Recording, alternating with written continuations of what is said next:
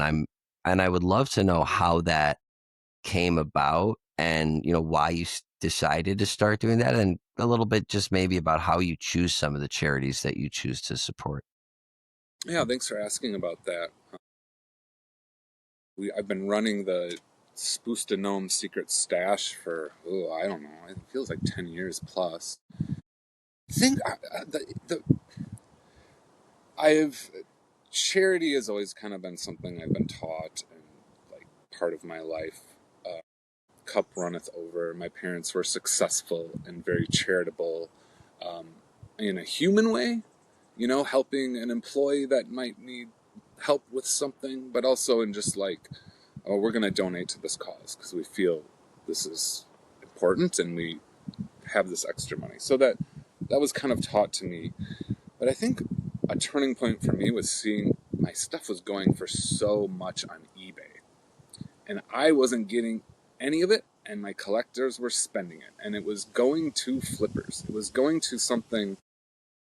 I don't need to rip on flippers. I think I'm a flipper. I got too many records. I need to sell some. I get it. You get too much art, you need to move it. It's trading. It's fun.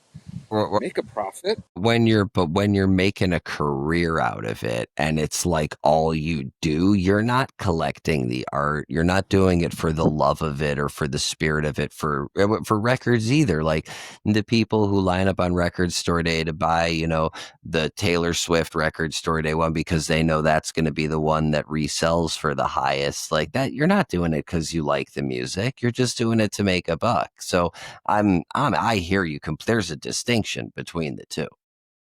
Yeah, and they were making more money off of my work than I was making. It was selling for over double. I didn't want to charge over double for my work. But I came up with the idea of like, all right, maybe I can make some unique items, some hard to get items.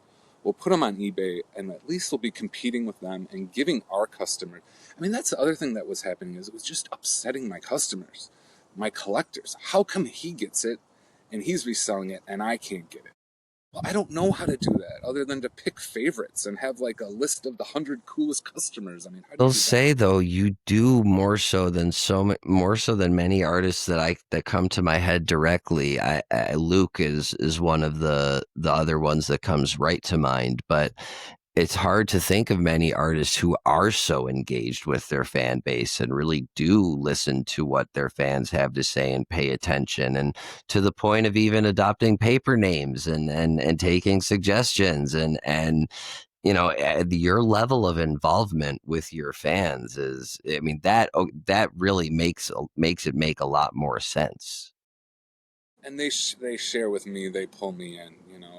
I got families into my work and their kids and how it affects them and different ways people kind of experience that disappointment with their own anxieties, or their kid was disappointed they couldn't get this print or whatever it was. All that stuff is like, I make my stuff limited, so I obviously want some of that to some extent. I want a collectability. I don't want to cut too many people off all the time. I don't want to do subscriptions. I don't want to have people collecting all my work. I want it hiddenness.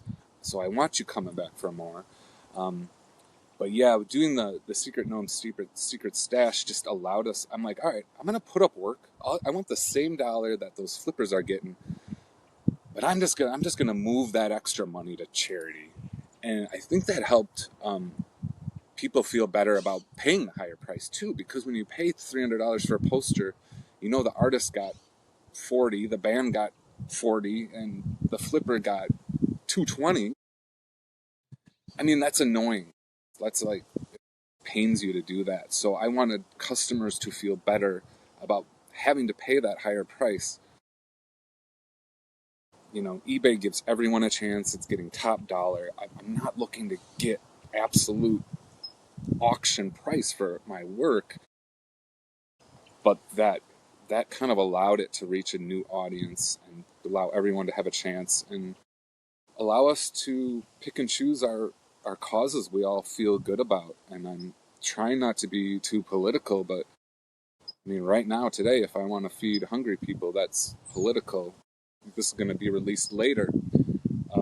But there's always, I've had my moments of standing my ground with some political things, just because that's the nature of charity and nonprofit anyway. But I'm not the stuff I'm choosing. I'm just like, can we all just agree to protect the environment and feed some hungry kids? I So mean,